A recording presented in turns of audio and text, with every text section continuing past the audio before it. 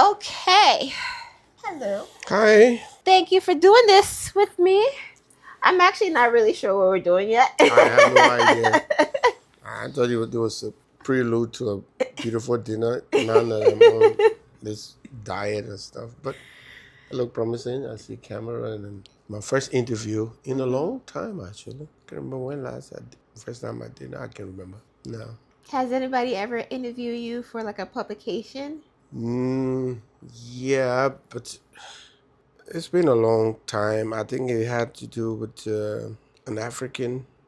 It was in the 90s. It was, I think, 1990. I was in school. I was in Birmingham. So, Birmingham, England, not the one down in the south. And this guy that used to take me out every weekend, and we'll go to the clubs and stuff like that. I was in my early 20s, imagine. And this day, someone saw me and they came to me and said, "Hey, you, what do you do here? Are you a student?" I said, "I'm a student." I said, "Have anyone told you that you could be a model?"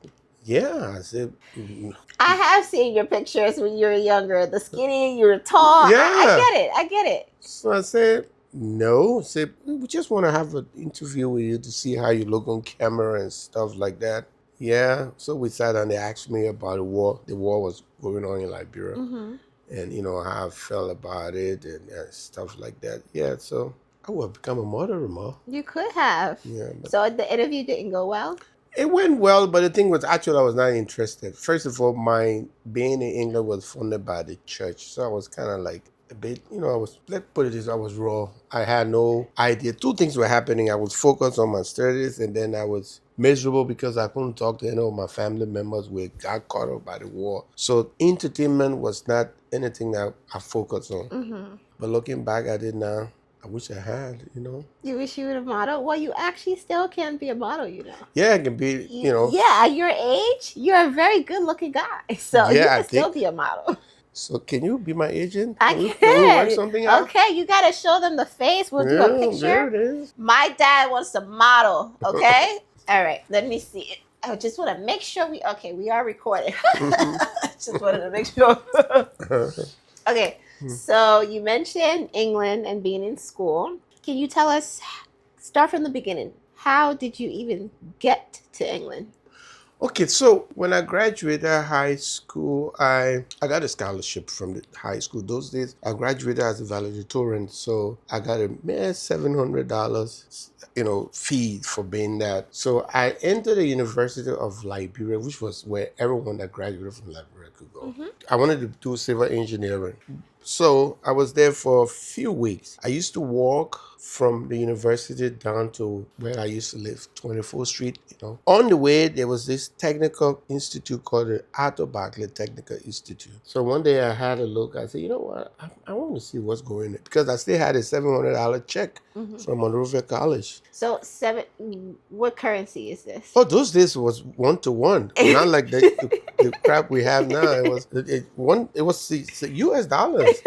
So I walk into the compound and ask, to see the enrollment stuff and stuff, because what I thought was, not looking down on the University of Liberia. It's been bad all along. The laboratory was so bad. And I didn't know much then, but something told me that was not a good fit. That wasn't it. That's not it. So luckily for me, when I went to Arthur Barclay and the priest, Father Brown, I don't know whether you remember him. I do. Yeah, he was the guy who I met. He said, "What are you looking for?" So I just asked him these questions. And he took me into his office and, we got to talk. And I said, "I want to come here." He said, "Okay, get the transcript." And then, so I got a transcript and he was confused because I had all A's. I was like in the university. He said, "Why would you want to come here?" I told him I just wanted to pick up some practical thing in construction while I attended university. He said, "But we're full-time. You can't do both." I said, "Anyway, let's see what happens." So we went through the enrollment stuff and I entered. It was just about to open. And then I told my sister, my older sister who raised me practically, that I wanted to go to Arthur Barclay instead of the University of Liberia. She was pissed.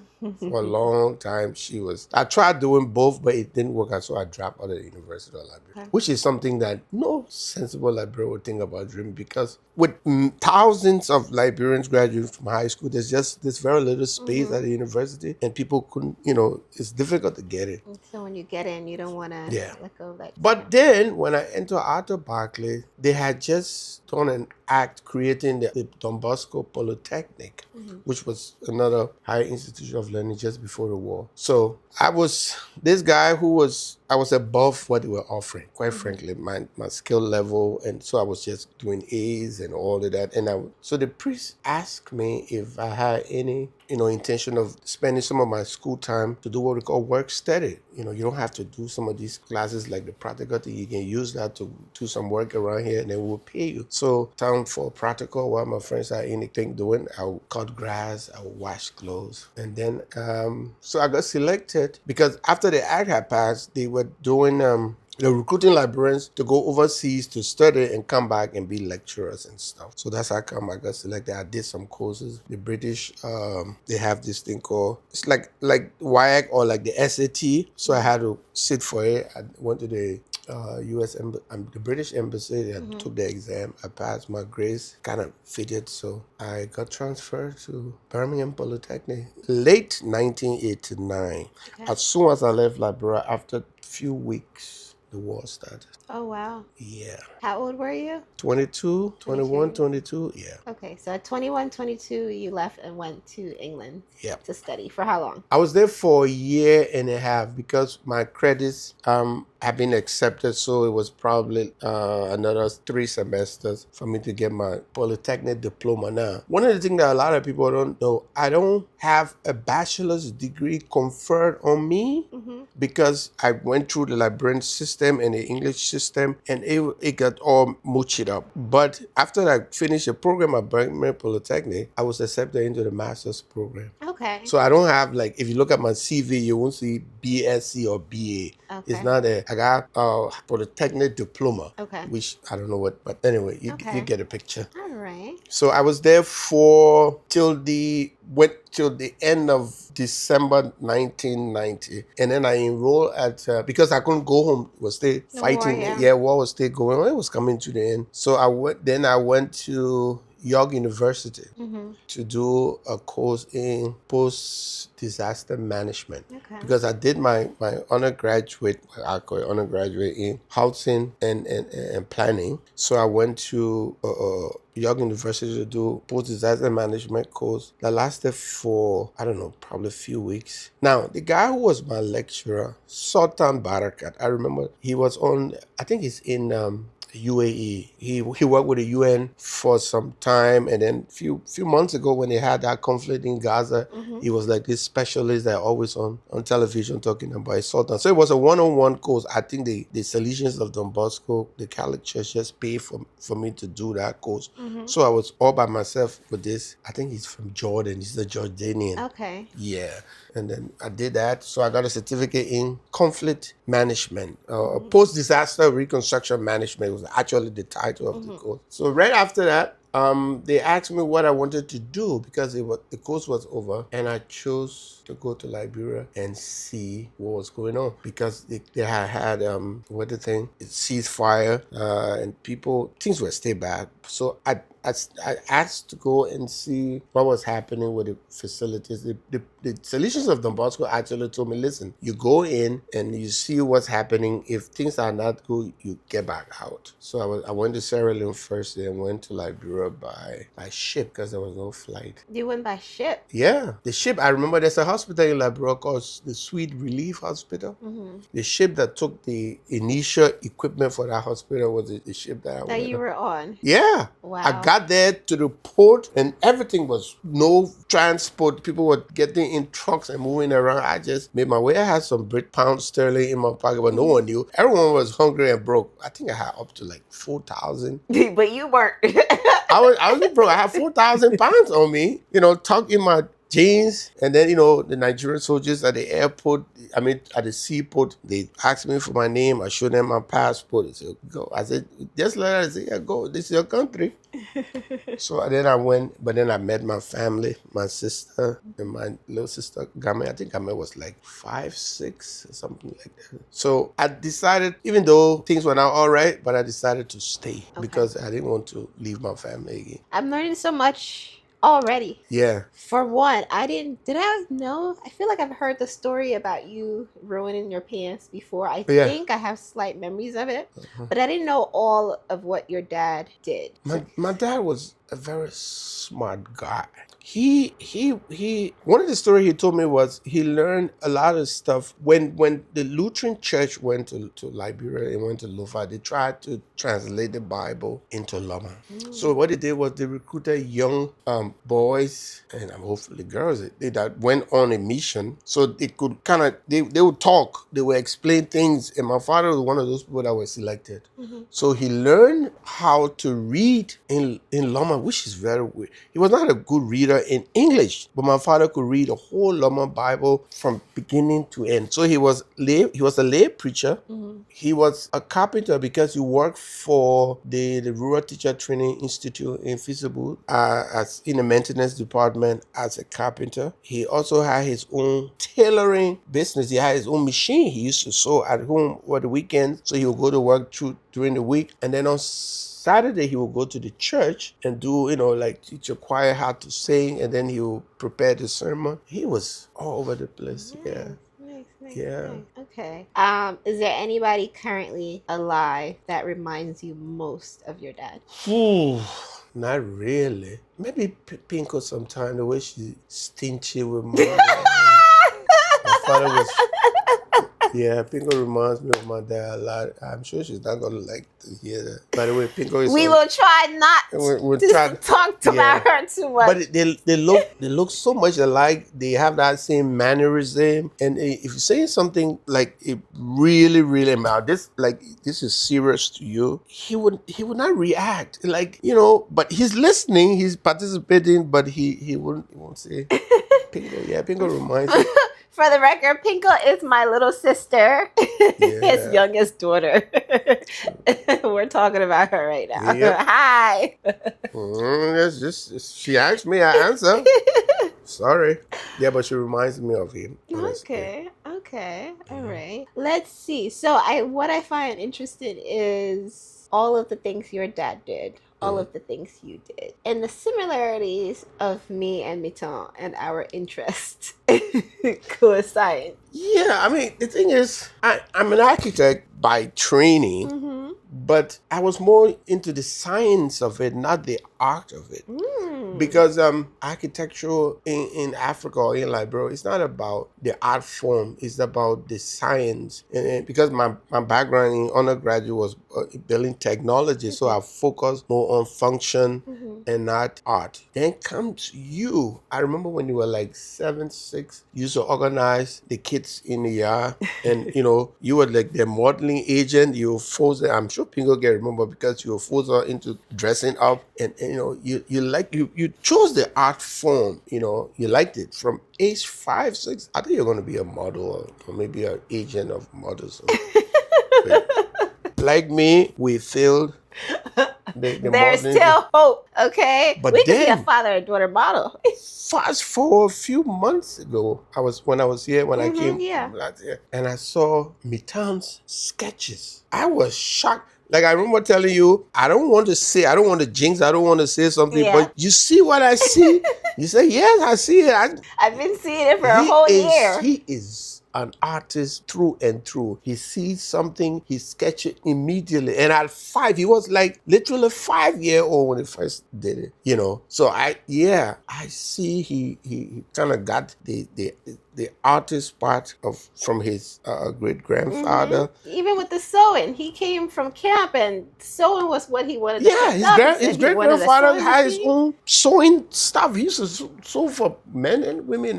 Not elaborate design, but it worked. So that's something. Yeah. Yeah, that is nice. And your mom loves clothes, so maybe that's she brings. Oh, I didn't tell you about the story because I met your mom when she was about 16, 17. Her father. How old were you? I was like 19, 20. Okay. Probably 19, 20, 15, 16. Yeah, I think we have 5 years, 5, 6 years in between. You're 65, she's 69, so about 4. Yeah. Yeah. So she was in the 10th or ninth grade. She had some problem with her grades. So her brother, who she used to live with, hired me to be her tutor. Yeah, I got paid to teach her mom, and her grades improved. So we started dating when she was like 17. I was like 20. So, but then I left because it was just about the time the war. So I left. So when I went home, I went to Freetown. I was kind of looking for her. I had her picture. I took her picture with me when I You went were to. carrying mom's picture. Of course, what's wrong with you? That was my girl. So I took the picture with me to England. So when I went to Freetown, I went to all the refugee centers where people, and I kept asking, have you seen this person? Have you seen this? Oh, this is like a love story. Yeah, Okay. it is. So I met this guy. Oh, I just forgot his name. He used to play basketball in Lab. But he always told me in that story. He said, when I saw the picture, I said, I know her because all of them went to Cathedral High School. Uh-huh. He said, no, she's not anywhere around here. But she had crossed. She was in the interior, what we used to call behind Rebel Line. Mm-hmm. She stayed there for a long time. So I was in Monrovia. Oh, let's explain what we call the interior. Okay, because during the war, Liberia, you have anywhere there's a city called Kakata, right? Mm-hmm. So if you pass Kakata going into the northern part of Liberia, it's usually considered the interior. Inside, yeah, And you're that going was deep. that was also the same line that the NPFL, the rebel group, that's where they stopped. So the country was divided into two for a long time between, I think, mid 1990 to 1993, somewhere like that. So she was on the other side, governed by a whole different regime, and they had their own government led by the famous, or should I say infamous, Charles Taylor. So my plan was to see if I could smuggle her out to the other side. It was happening. People were doing it. You were trying to smuggle someone. So wait, your family was already with you? Right? Yes, Okay. we were in the city, the legitimate government side that was, occupied by the West African folks. They had an interim government recognized by the international community. Charles Taylor, on the other hand, was not. I mean, it was like a ceasefire. So I wanted to see if I could get her to come to our side. And it was catching for her.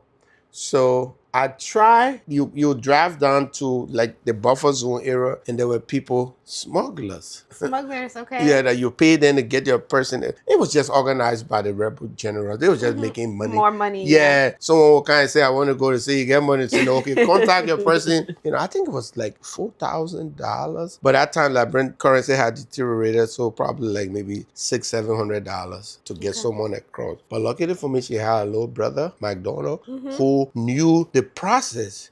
So I used him to go and get her. So she came, I think it was, I tried from February. I went to Liberia February 1991. I tried to get her. She didn't cross until April. So how long were you guys apart?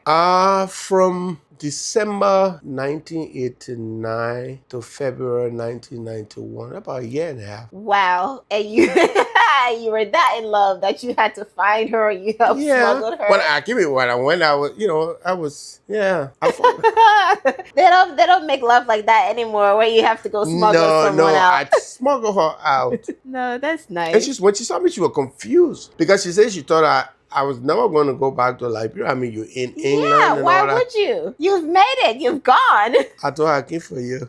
Oh! Mom's gonna kill us for posting this. That's why I keep for you. Yeah. And then that was 1991. Yeah. And then, you were born the following year. Oh. So you see, we had to make up. Oh, yeah. I was the reason for this love story. Yeah. Yeah. So we had you 92 November. Yeah. But the war was still on. I mean, I don't know what the hell we're doing. You were born in November. You were born a few days after another battle broke out. They used to call it the November. They had a name for that November war. Octopus. November Octopus. Yeah, the Octopus was the name of the operation. The rebels tried to take the capital again, and it didn't go well for them. They got beat back. But because you were born November 10, and at November 11, 10 or 11? 10. And then the operation started November 3rd. So you were actually fighting. You were born in a gun shop. Yeah. All right, and scene. Yeah. Let's see if we're still recording. Yes, we were still recording. So that means we got all of that. Any regrets? Not really. I mean, like me going back home. No, just in general right now where you're at. Any No, regrets? no, no. The thing is, I worked hard in my early years. Mhm. By the time I was 24, I was managing a whole non-profit. By the time I ended, my net operating budget from the beginning to the end was almost $4 million. And that's in Liberia. I mean, the last project I did, 1991, no, 2006, before I finally decided to come over here, was during the disarmament, the DDRR, which was a $2.4 million project funded by the EU, disarm young ex-combatants. I mean, you know my work history. I work with young ex-combatants all my life to give them vocational skills and stuff like that. So yeah, I don't have regrets because I put in 20 years of my life just full-time work. I took few years out to go back and study in England, went do my master's. I think you remember. You were young, 2005. Because 1995. Yeah, because you missed Pinko's birth. Yeah, I Yeah. left when your mom was pregnant with Pinko. I went back to school and came back when Pinko was like 5 months old, something like that. So, but then the war, I honestly thought we were going to build a life in Liberia because I had all my qualifications. I was ready to work. In fact, when I went home, 1996, with my master's in architecture, I bought some equipment, like drawing equipment. And then there was another fight, what we refer to as the April 6th fight. Yeah. So I all remember of that my one. equipment I saved. When you're in school and your allowance, I was like eating little, saving to buy those yeah. equipment. It cost me around 6,000 pounds. My computer, those days you get an AutoCAD, it used to be very expensive. The plotters, the printing stuff, what now you can just do on your phone. Yeah. We had a huge machine like that. Even a copy of my thesis got stolen. It wiped everything out. The war kept coming back, and I kept losing. When your mom and I decided finally that, which is not, because the reason why I think my marriage didn't work was because we both decided it was good that we take you guys out of Liberia. And because I had a commitment to the church to work, because part of my funding was I had to sign a contract to work for the church for 10 years. And my training cost around 75,000 pounds. That's a lot of money, for someone to give you free of charge and you can serve. So we agreed in principle that she would come on this side with you guys and I would stay on that side and work my contract out. Yeah. So then you remember I used to visit like twice a year. And so that separation was hard. Yeah. ruined our relationship. But the good thing is you guys didn't disappoint me. Now you're sitting here, you're working for a non-profit, which I'm very proud of. Pinko is doing her own stuff. And you guys turned out right. So we made a sacrifice. We practically, I can say, blew up our relationship so you guys could get out of life. And I don't regret that because when I go home, I see people who you guys grew up with, the struggle they're going through. And then I had to leave. Remember I was in this country for several years undocumented. You were undocumented. We were all undocumented for a long time. Yeah. So with all my training, I couldn't work. I had to do I had a professor in UMass Boston who had PhD students. I used to do the research paper for them. And when I finally got a Social Security number, then I started teaching at Del Tech. Yeah. So for almost 4 or 5 years, I was under the table. Yeah. And then you guys We were graduated under the table too, but Yeah. you were. I think you were also using some of your free time to help us. Yes, that was the thing because I was the guy who was like your tutor now and getting you into moving you around. Pinko have tennis career, Yeah. which I took all over the place. So yeah, I think if I didn't have that break in, we would have made things would be probably different. But I don't regret it because hey, you guys owe me. We do. You guys owe me. We do. I remember you used to drive me back and forth to my internship. Yeah. Because I couldn't drive and I didn't have a license. Yeah. So- Because it couldn't, because that time you were undocumented, so you couldn't get your license until Mr. Obama came to DACA, switched everything around. And it was so easy because I remember it was difficult, And your mom, because she works, she just worked and kept us afloat, while I tried to balance it. But there was professional frustration on my part. Like I didn't want to, but again, when I look, we made a decision to get you guys out of there, and it paid off. Yeah, I think. That's why I tell people sometimes. I wonder. I say, what if we had like so many children? It's going to be difficult. You can't take. I mean, I walked into the U.S. because I had a good relationship with the embassy. I worked for the church. I traveled a lot, so I just walked to the embassy with the two of you. I say, I want to take my children for vacation to the United States. So yeah, okay. I have this memory of, I think we were in school, and then either something happened, I don't know, either war was coming, something broke out, and the car came to pick us up, and I remember us getting in the car, but for some reason, I don't remember much after that. After that, I had a friend, and I'm not going to call her name. She worked at the U.S. Embassy, nice lady. She said, why you got the children in this place? You got to take them out. I said, but the war is finishing. She said, you never know. So I said, but I didn't tell her that the plan I had with your mom was, we're going to smuggle your daughter. Like, bro, come hook or crook. I mean, I didn't care. But the difficult, what I didn't take into account was, when you guys are on this side, would I be we're all going back to library? Will I be allowed to come and go because I brought you? So she said, I don't worry. For as long as there's a war, they won't hold it against you. So right there, I remember twice when I used to go for like conferences, I would take you guys out of school, take you to Ghana, leave you in Ghana, and then I bring you back. That was just, I said, you know what, let's just go. So when that fighting you're talking about happened, I instantly went, said, no, so I got a visa. And I think I told you guys we're going. And then asked me, so when we're coming back? I said, I don't know. And you haven't been back since, have you? No, I have not been back since. Terrible. Embarrassingly. So, but I mean, I think I want to this year. Yeah. I think this year is the year. We should go.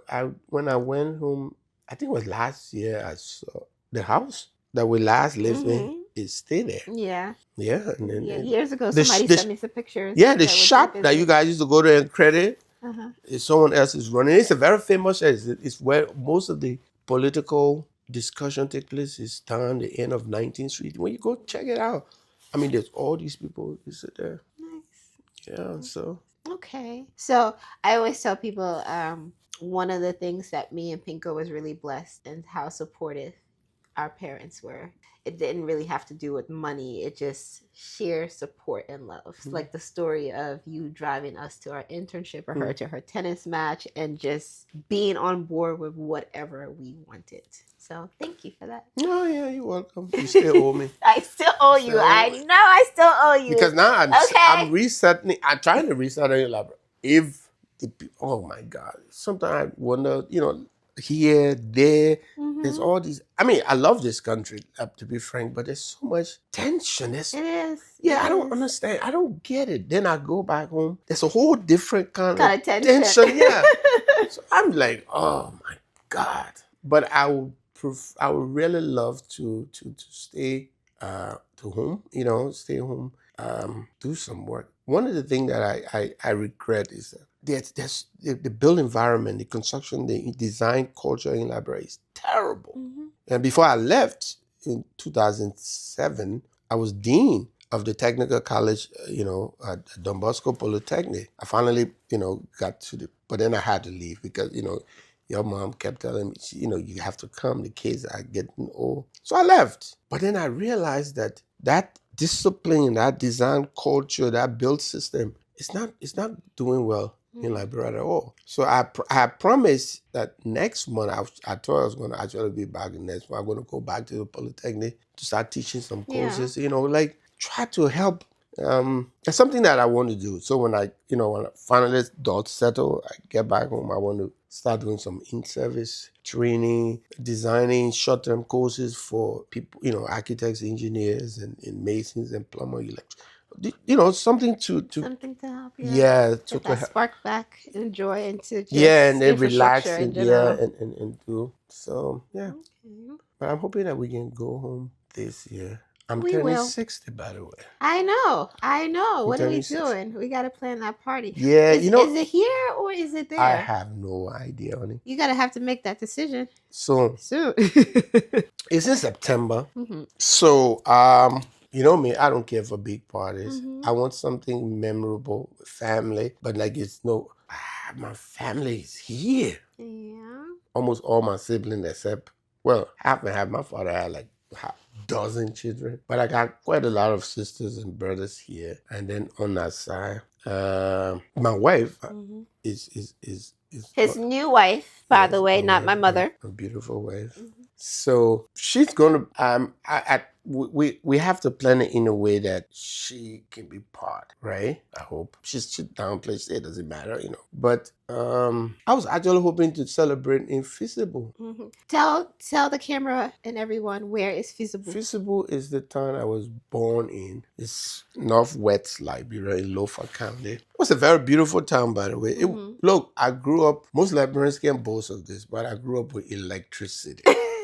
My grandmother had a 2-story building in the 1960s. Think about that.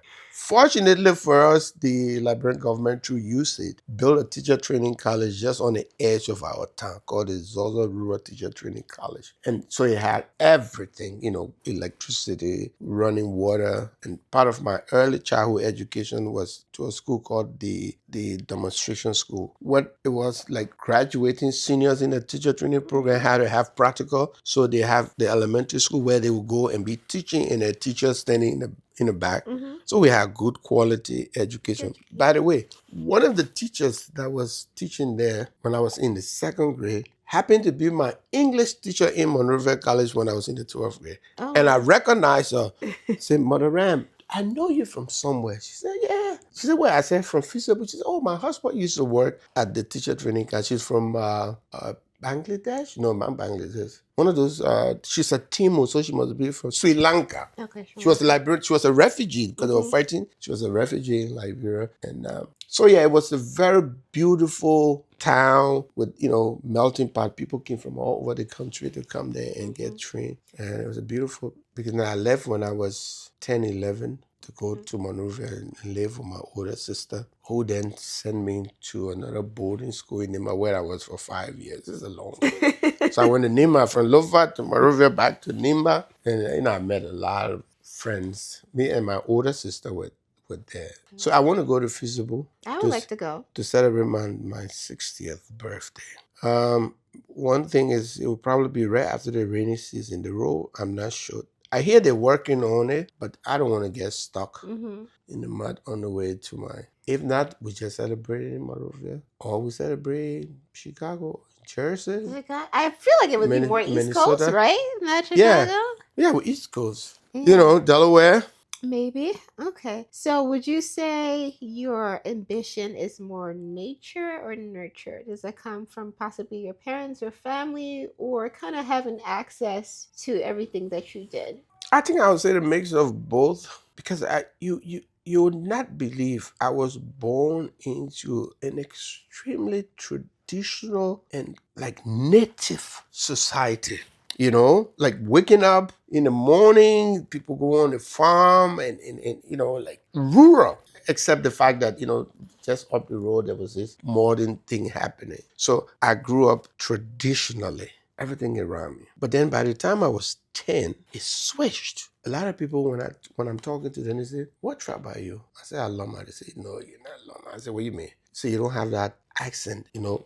In Liberia, every tribe, most tribes have these different accents.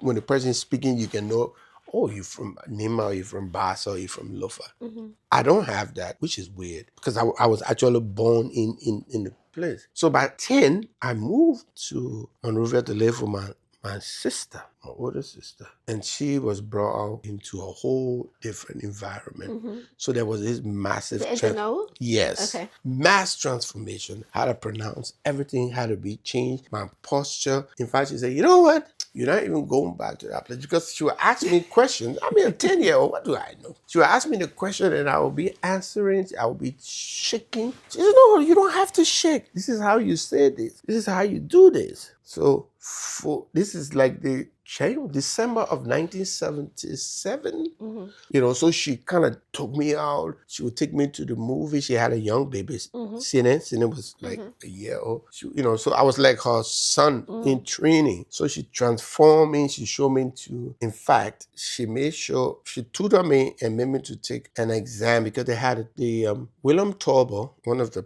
well, you know the story. He was one of the last president before the war, and before Samuel Doe and stuff like that. They had a scholarship program. And after she started tutoring, my diction was not good, but my logic was good. And I was very good at math. And so she said, you know what, you could take that test and see. So she took me and I took the national test for his scholarship. So I was actually on William Tauber scholarship from the 3rd grade. Now, this is something that I've never told you. This is my first time telling you. My parents never paid school fee for me since I was in the 2nd grade. Really? You were just so smart. And not only that, I had double promotions, but I refused one. How do you refuse a promotion? Because there was this girl. Too fast. Oh, yes. Girl again. There was this girl.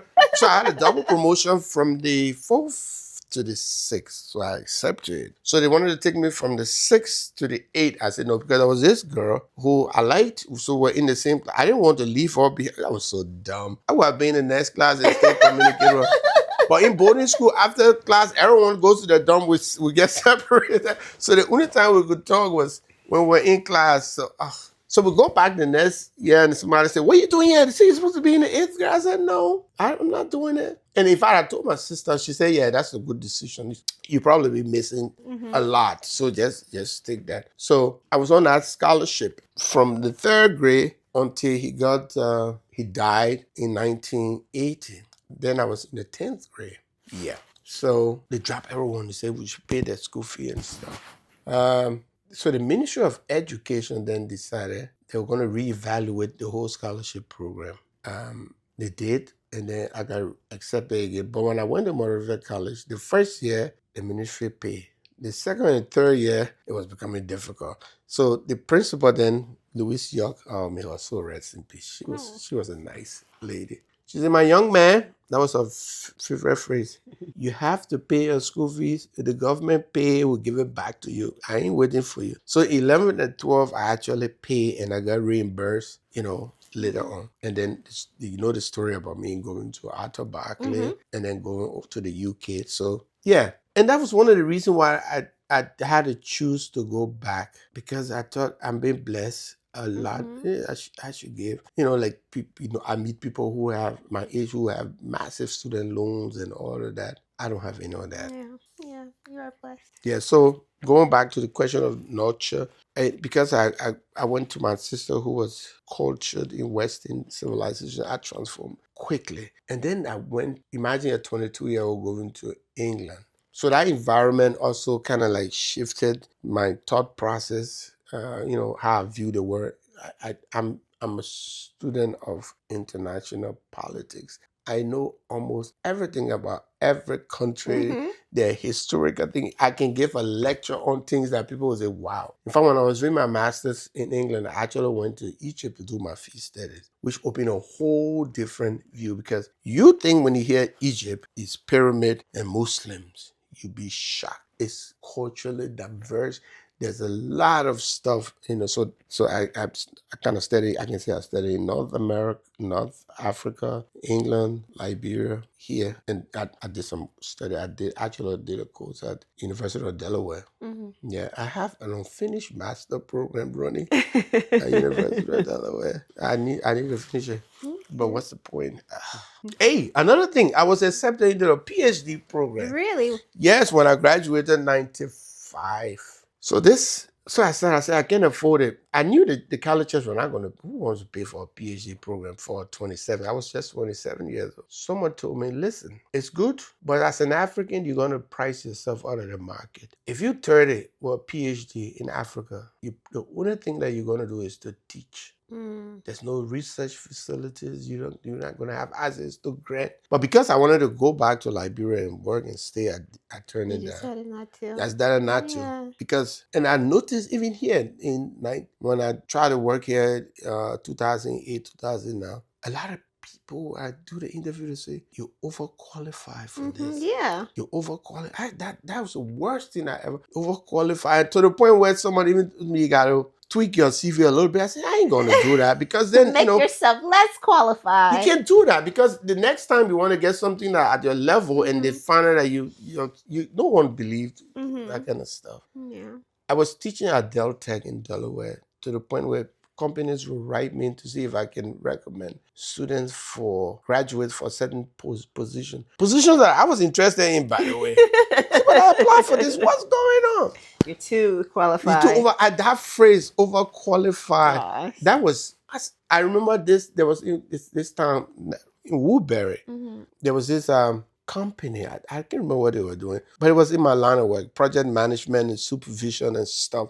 So I said, good, I'm going to get this job. So, after the guy looked at me for a long time and said, God, I like you. You say all the right thing, but you're going to be an intimidating factor to the rest of the staff. Yeah. You know what's funny? Sorry to cut you off. Actually, no, I'll let you finish. So I say, I want to offer you this position, but I just can't. It will be. So I said, sir, I remember I said, I just want to feed my family. I got 2 young girls and a wife. I just want to be able to work. What is overqualified? It was in Woodbury. I still remember the other time I was driving through there, I passed by the office. I said, this is the place I was told that education is a crime. Oh, no. Well, no. It was, I was so sad that, to the point where I had to, because when I realized I was not getting things that I qualified for, I decided to volunteer. In America, I didn't work directly with Habitat for Humanity. I applied for AmeriCorps, so I was an AmeriCorps volunteer, which is like the Peace School, and then I was assigned to Habitat. So there was no threat to anyone there. I was just a volunteer. Wow. Yeah. So even the executive director at Habitat for Humanity, the affiliate Central, they call it Central Delaware Habitat for Humanity. She saw my CV. She went crazy. She said, you have a master's in housing and human settlement planning? I said, yeah. I said, you could be the chairman of the board for this place. I said, don't say it loud. Don't say it. Not too loud. I said, no one else know. I don't want to know anything. I just want to work it. So I was the construction coordinator for Habitat for Humanity at Central Delaware for about a couple of years. Yeah, but wow, it's tough. And most librarians don't understand. It's easier for women when you resettle here in your 30s and 40s. Because most of our women kind of went and retrained, became nurses. It's easier, But for men, with advanced degrees from other countries, you resettle here, it can be tough. It can be really tough. And most people say, oh, the man, I remember somebody say, the man just won't be, you won't be director, no director. I said, I don't want to be, I could be the truck driver or clean the street for all I care. I'm not that kind. One of the things that I couldn't do, like, people say, oh, you can go to, what do you think, a retirement home and do like overnight. I can stay overnight. I just don't know how. I got to sleep. Sleep is important. Yes, instead of crying, I'm willing to sweep the street than to sleep, to stay awake at night. How is that difficult, man? No one got it. Aww. Yeah, but it all paid out. Like I say, you guys didn't disappoint. You were not difficult children. You followed the rules. You got your life. By the time I see people got it 27, 28 years old. I tell them, my daughter was 22. She moved. She lived on her own, even though it didn't last too long. But by the time she was 22, she was already making her own decision. That's because of the discipline and the understanding that she has. So, hey, I'm happy, man. I'm happy. Nice. Oh, there was a question I was going to ask. What was it? Which of your daughters are most like you? I think you. Why? Because you take chances. You kind of like not afraid to try stuff. Dingo is just smarter. She's smarter than all of us. Yeah, she is. She loves school. Yeah, but she's very calculated. She has to go by that. Yeah, she's like, everything has to fall in place, which is good though. Yeah. But that's not us. Mm-hmm. Mm. um, would you say? Well, I think you already shared it before. I was gonna say, are you proud of me? Yes. Your early teens were a bit crazy. What do you mean crazy? Oh, you give your mom so much trouble. You remember? God, she used to go nuts. And one of your things was, why would someone have clothes in their closet with tags? Or you used to actually put it, what you were a little creepy. You put a date on the blouse or whatever it was and wait. And like if it was a summer wear and then another summer passed and she hasn't taken that tag off, you were taking it to wear it. She used to get angry. Why is she wearing my clothes? My clothes. I said, why is it your clothes after you had a tag on it for more than 6 months? You know. I still take her things to this day. We just have a better process now. Wow. She used to go and complain. Talk to your dad. I said, listen, if I were your child and you have a clothes you buy this summer and the next summer it still has a tag on it, that means you don't want it. So yeah, you were a little bit of a not a problem, but just like, and the thing is, I like things. yeah, you are our first teenager. You know, the thing about parenting is you don't know until they happen. So I can't even remember the creepy things that Pinko did as a teenager because we kind of got used to, oh, this is what it's supposed to be like. But you were practicing. I didn't tell you a story when you were born. You had a flat spot, a soft spot on your head. So I don't know whether it was I or she who felt it. And then we said, oh shit, there's something wrong. So we got in the car. We live right next to the hospital, the Cali hospital. So we drove in there like this is an emergency. What the rest? So the nurse just kept laughing. I wanted to just kick us in the face. When she laughing, she said, new parents said, she said, yeah, when baby's born, this place can be soft. And we just look at each other and say, oh shit.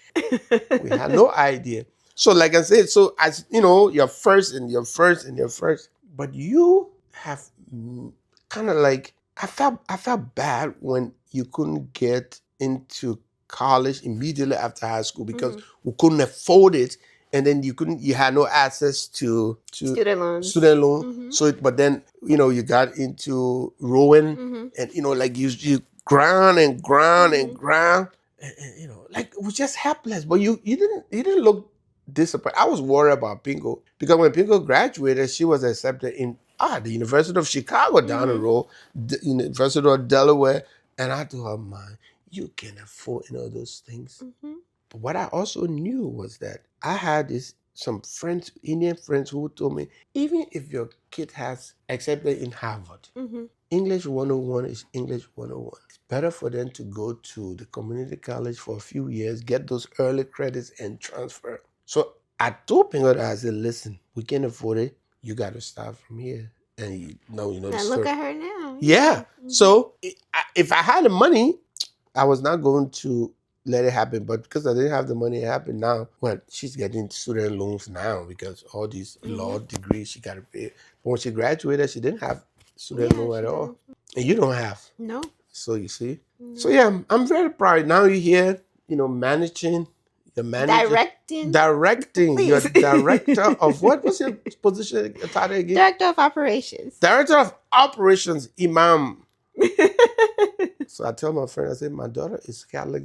She's working for an Islamic non-profit. And the word, that things work out. I went to Catholic business. You went to the Muslim business. Your son is going to a Catholic school. There we go. Yeah, I'm very proud of you. Nice. I'm very proud. Now, what about in the personal front? I am a single mother. What are your thoughts? You chose to be a single mother, right? Listen, you and I know that when it comes to your relationship stuff, I am like my dad. I don't give a damn. We've never talked about why you're single, why you want to be single. As long as you're happy, I don't care. First of all, marriage is good, but it's not the solution to happiness. And you know what I mean? Yeah, because I've seen some really crappy marriages. Mine was never crappy. We grew apart. We had no fundamental differences. We just grew apart. I don't know how to explain it. But my parents did the same thing. My parents divorced after almost 40 years of marriage. Wow. Yeah, and it was disturbing. This was 1979. We were like, no, you can't do this. And the two of them didn't even care. And they lived happily ever after. Yeah, it's not. I wouldn't say it ever was a goal of mine. I looked up to you and mom's Mhm. marriage, but then after that dissipated, So we just I've- crap it up for you? yeah, I've never Oh, really come thought about on. it. There's no goal. Did you to have did do you have it. to did you have to separate from your wife for 7 years? That's not a Mhm. model. Yeah. Our marriage shouldn't be a model for your decision. No, it was a wartime damage, distraction, resettlement. It's a whole underlining stuff. I wouldn't say it's I don't even think it's a decision. I mean, I'm open to getting married, but is it something where it's like I want Yeah, get to on it. get Get married? dating apps that didn't have. You know, it's like Yeah. I don't even like people in my house. Oh yeah, okay, that's a whole different scenario, man. Pinko, on the other hand, I think she wants to get married. She does. Yeah, she's keep throwing out hints here, there, and you gotta be around. I say, I'm gonna fly from Africa here just because you're getting married. Oh no, she wants you to be here when it's happening. Of course, But she gotta you have let to me be know at here. least 3 months in advance. She doesn't know that either. Yeah, but this look, listen, let me tell you, I proposed to your mom. Mhm. I think you were what? She was that pregnant or you were like 1 month? Because we got married Well, yeah, 2 months well, after you yeah. were born. Mhm. You know, so we're driving somewhere. This is around Christmas because you were born. I think you were like 2-3 weeks old. So I said, "So you want to get married?" Just like that. Just like that. She said, "What do you mean?" I said, "You want to get married?" She said, "Oh, who doesn't want to get married?" I said, "Well, then we're getting married." Mhm. So I went and told my older sister, "I want to get married." She said, "You know how old you are, right?" I can't even believe this. People want to get married. She said, "You know you're 26, 20, I was 26? Mhm. Yeah. So you 26 or 27, somewhere there. I think 26 and mine was 22, right? Yeah. Mm-hmm. Mhm. She said, you know how old you are, right? I said, yeah. That I've lived on my own for by the time I was 18 years, I was living on my own. So 27, I knew what life was. So we organized a quick marriage. And we got married January 31st or 30th? January 30th, Yeah. 1993. Yeah. So that was it. And it worked. But then the war kept interfering. I kept leaving, going to school, leaving the woman pregnant, coming back. She's on this side, working with two. It just collapsed. And she Mhm. hasn't forgiven me for that. I think your mom has a problem with me not being angry at how our marriage ended. But she doesn't want to talk about it. I'm willing to go through a whole therapy section. I think we need to do family therapy. Yeah, honestly. We need to do it. We have to get. I miss her. You know, like we had good time. There's some funny things. You know, she has a good sense of humor. By She the way, does. Mhm. so I remember that. You know, those are things that we need to live out. But oh, she is. Maybe one day, maybe this year. Yeah, maybe that would be my 60th gift for us to just kind of be cordial. Mhm. I don't know whether being remarried now is going to help the process, but I don't. What was that even about? How you even did that? I got married. Well, we learned about it with a flyer. What 2 days before? 2 or 3 That's how I days learned before? about it too. What? Well, you think this was a conspiracy I planning for a long time? Come on, honey. I beg. I thought she would tell the You truth. just woke up and said we getting married. That's just how you That's do how I it. got married first, the same way. That's true. I didn't think I was going to get. I'm not a guy who rush into getting married. I have been separated from your mom for like 8 years, 9 years. Mhm. So but I knew my present wife. I knew her long before. She was a friend of my niece, Sienna. So I knew her. Mhm. And I followed her career and stuff like that. So when I met her, I said, oh, she's extremely religious. Mhm. At some point in your life, sometimes you need guardians. And this is a lady who had been single for a long time for reasons that, Mhm. she didn't want to get into because of her calling. She's very, very religious and decent. We just had prayer section. You have prayer call? You be having prayer calls, Dad? Yes. I had no idea. Man, she keeps me in level. So I decided, you know what? Instead of just being a creepy old guy just running around, I need to be grounded. I need to be, and the best way to do it was to marry to someone who will keep you grounded, keep you out of trouble, and who will not bring complication in your life. like, your children, she has no problem with me being around you guys all the time. She wish you guys can spend some time with her. If you get to know her, well, you would say, oh my God, she's a very nice and decent person. Mm-hmm. You know, That's I'm true. hoping that she can attend Pingo's graduation, but I don't know how that's gonna go down. I have to discuss it with mom. The what was the when you and mom split up? I think if anything, well, I know for a fact I handled it the Hmm. worst. Yeah. I took it. It hit me the hardest, like for sure, for sure. Because even before you met your current wife, you were dating here and there a little Hmm. bit. That used to boil my blood. Like it actually sometimes used to physically hurt where I couldn't understand why my parents Yeah, I were know. not together and why you were just doing or dating it. It's like no, it used to hurt and then it passed. And I think I've gotten much better. And even I still don't think it's my ideal situation. I still think it still stings me. Yeah, it is. But that's what life is. And you understand it Hmm. when you've lived it. Yeah. I'm extremely happy. You notice I try to keep to myself. I don't like to flaunt. Yeah, you've never been like that. No, so I'll leave that to you. And Pingo has her whatever that thing is she does on What? TikTok. Oh, TikTok. She's entertaining. I she enjoy. I she enjoy. you be watching her TikTok. Oh yeah, I follow her. You She's know got. what's so funny? Mhm. It was watching Pickle TikTok that I realized she and I are similar. Our entire life, I didn't realize until I started watching her Yep. TikTok, and I was like, I think she's actually my sister. So I just because when I got my phone and then I download TikTok and just the people even know I click and then she had this thing going about Wawa. Yeah. Oh my God, she was all over the place. So she called me, "Are you following me?" I said, "Don't you need a number?" So I like it. I think it's a form of therapy, and she's well informed. Mhm. It's a smart little woman. She is. She is. So yeah, but she didn't have problem with the breakup as much as you did. But the one I know is she takes her mom's side any day. Which is this is the thing that confuses me. You get along. I mean, she get along with her mom.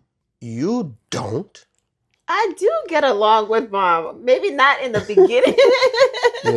But her mom blames her for Everything. everything that she does. Her mom doesn't approve, but everything that you do, your mom approves. Like the other, I think you guys had a bus up during Christmas or Yeah. whatever, and then so I people call and say, she explained her side, and then your mom. And I didn't talk to you about it because I knew you were wrong. I always know you're wrong. What do you mean I'm always wrong? So I said I'm not even going to bother. So how I proved that you were wrong was when your mom called and told me you got to talk to your children. I don't know, Pinko. The project going there for 2 days. She's got all these attitudes. So I said, okay, your mom is definitely wrong. No. Because your mom always take your side. But when you flip it, when it comes to me and your mom, Pinko always take her mom's side. You sometimes want to take my side, but then you pretend like you don't do. But I know you always take my side. So I don't understand. It's like a reverse something, You're supposed to like the person who would like you. No. It's so I didn't know mommy always took my side. Well, I mean, yeah. Yeah, she does. Which is because you just tell her when she's wrong. You tell her directly, and she doesn't like that. And I've warned her before. I said, listen, when these kids are growing, at some point in time, you can't keep saying, "I'm your mom. This is what I say. Do it." You can do that maybe on the 15. After that, you have to start explaining. Mhm. You have to tell them the reason. You have to create the backstory. What is for their own good. You use your story as an example to help them navigate the future. But she never grasped that up to now. I can tell she doesn't believe that a child can know a lot more and have their own life experience based on what they're doing. So she would complain. That's where she and Pingo has a problem. Because Pingo is very defined in the things that she wants to do. She will not ask for permission. She'll probably inform you. Mhm. Your mom hasn't gotten she didn't grasp it. I did, because when you grow up into a large family, I'm a middle child. Mhm. There's no attention on you. Everyone is doing their own thing. So you find your own happiness. You don't have parents breathing down your neck. So I understood that, and I warned her. Luckily for us, you guys were not difficult children. She was gonna have a heart attack. Because I know some families, some friends right now who are having enormous problem with their kids. Even some of them in their 20s, they're just difficult. Mhm. Your children there? You got to talk to your children now? What? They're doing anything wrong. They're just telling you you're wrong. She doesn't like that. So what do you mean I'm wrong? What do you mean I'm always wrong? The problem with you is that you expect people to understand what your perception is, where you come from. You don't like to explain it. Oh, that is so true. So You should just know. you don't like to explain it, you just expect. And that's annoying to certain people. I know it. I mean, from sometimes you used to annoy me before. I say, okay, I have to look for a safeguard. Why is she like that? Then I say, okay. She will say this, and I will say that, and certain things I just leave a gap. You say I leave a gap, and I go, Pinko, don't do that. She explains. Yes. So you always, she want you to say it. So the whole thing was you should have told her I was coming. or coming and the time and You know, this I actually forgot. Like that I didn't even know that was a part of the plan here. Yeah. I didn't think you did that. Exactly. So you just expect people to fit in the plan, and she hates that. So now I'm training her to get used to that, because the problem would not want to be you, it will be the way she works, her relationship. So you have to build a safeguard for people who expect things but don't explain it. So we're working on that now. So how do I work on, I guess, my thing? Am I getting better? Or we just accept that that's how I I am? have no idea, because I'm not expecting any better anymore. So but you need to work on it, because I don't know, it's a millennial thing or whatever it is. Let people just cut. They don't, no leadway, no benefit of the doubt and stuff like that. I am very intense and less forgiving. I get that. Like even Yeah. some of the projects we work on, like I'm very intense. you Yes. right, relax. No, because I feel like if I'm giving 100%, that person has to be giving their 100% too. Why are you giving 60 sometimes? And I think I'm working through it. And it's so funny because now there's so many people that are under me that I have to manage, and I have to find all these different ways to figure out so many different people. My boss gave me this book. She's like, I want you to read this book. What is it? Dealing with idiots or something like that, so I can understand different personalities Yep. and how to deal with them. Yeah, some people are slow in catching up, but sometimes they have the best output at the end. Mhm. And if you notice, I didn't go to management school or anything like that, but I started managing people by the time I was like 23, 24. So I have this built-in management traits Mhm. that I can walk into an organization and just see what's wrong with it, Mhm. how things can be. That's what, when I went to University of Delaware to do the project management thing, I'd say I was wasting my time. But I had a grant from America to do it. If I'm paying for it with my own money, I'm going to say, this is a waste of time. It was so easy. I said, I did this when I was 25, 30, But now you see that what you do, who you are, and the work you do, you have to diversify your thoughts, your feelings, and some days, some people just... It's hard. Yeah, it is. But, you have to motivate people in ways that... The hardest part is motivating an idiot. Oh my gosh. There are certain people who I manage that I have to give the fluff before we even get to the point. And I'm like, and I think sometimes my boss helps me with that, which is like, it's like, why do I have to do all the fluff? Why can't we just get to the point here? It's like, you can't do that. It's like the car. You work in the morning, you got to warm your car. Why? Let's just get to the point. Keep it going. Yeah. No. But okay. Is there anything you want to ask me? When are you going to get married? What, 32 now? Yes, I'm 32. I don't mind. I'm going to be 33 this November. Yeah. What if I never get married? We're okay with that, right? Of course. Because I'm okay with that. You remember someone asked me once, they said, we had this we have this discussion about being gay and stuff like Mhm. that. He said, so what if one of your daughters says she's gay? I said, so?